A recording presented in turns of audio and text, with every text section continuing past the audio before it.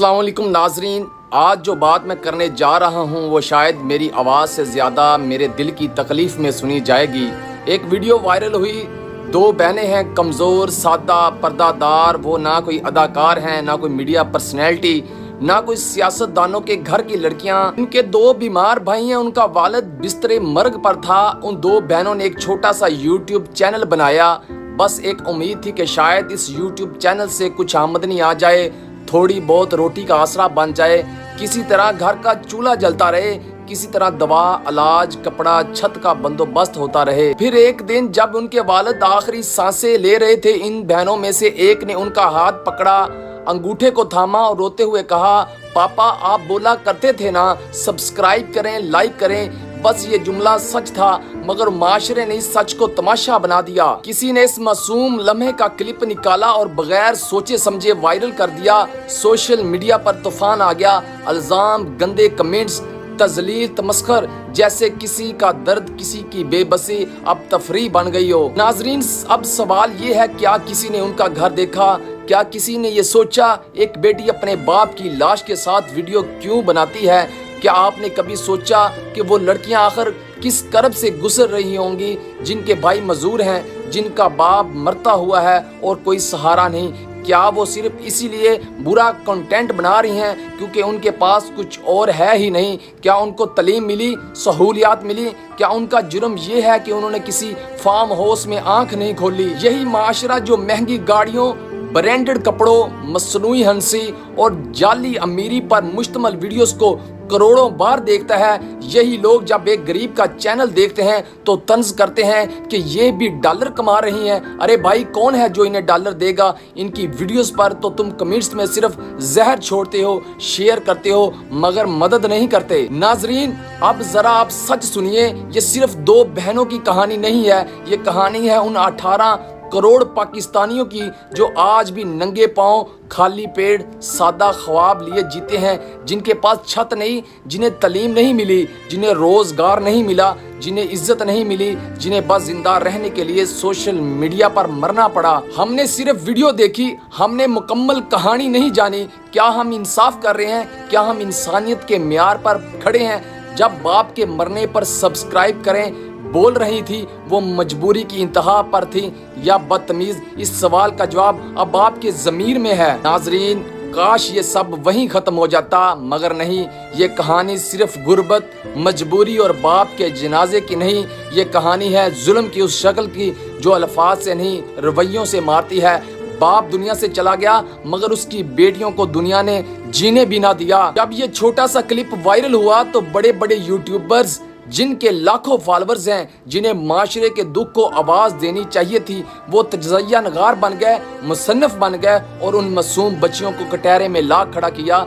ये लड़कियां बाप की लाश पर लाइक्स मांग रही हैं, ये कहकर वीडियोस बनाई, थंबनेल्स बनाए, व्यूज़ लिए, कमेंट्स लिए, मगर कभी इन बच्चियों का दरवाज़ा खटखटा कर नहीं देखा कि इनके घर में सिर्फ अंधेरा बचा है या दो वक्त की रोटी है भी ये नहीं। इन लोगों ने सिर्फ अपने यूट्यूब चैनल्स पर कमाई की, लेकिन इन बच्चियों के जाकर सर पर कभी हाथ नहीं रखा। नाज़रीन, अब हाल ये है कि आज उन बच्चियों का घर से निकलना महाल हो गया है। बाजार जाएं तो लोग हंसते हैं, रिश्तेदारों की नजरें बदल गई, पड़ोसियों के लहजे तल्ख हो गए, रिश्तों की बात हो तो लोग मुंह फेर लेते हैं।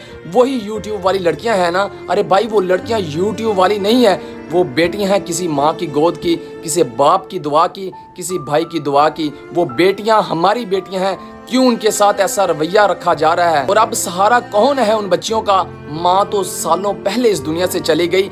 बाप की मैयत को कंधा देने के बाद माशरे ने उनको खुद दफन कर दिया।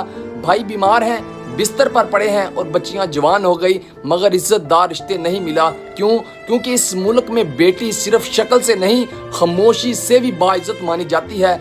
ये बोलती हैं तो बद किरदार कहलाती हैं, ये दुख दिखाती हैं तो मशहूर होने की भूख बन जाती हैं। प्यारे दोस्तों, अब सोचने का वक्त है, क्या इन बच्चियों का कसूर सिर्फ ये है कि वो जिंदा रहना चाहती हैं?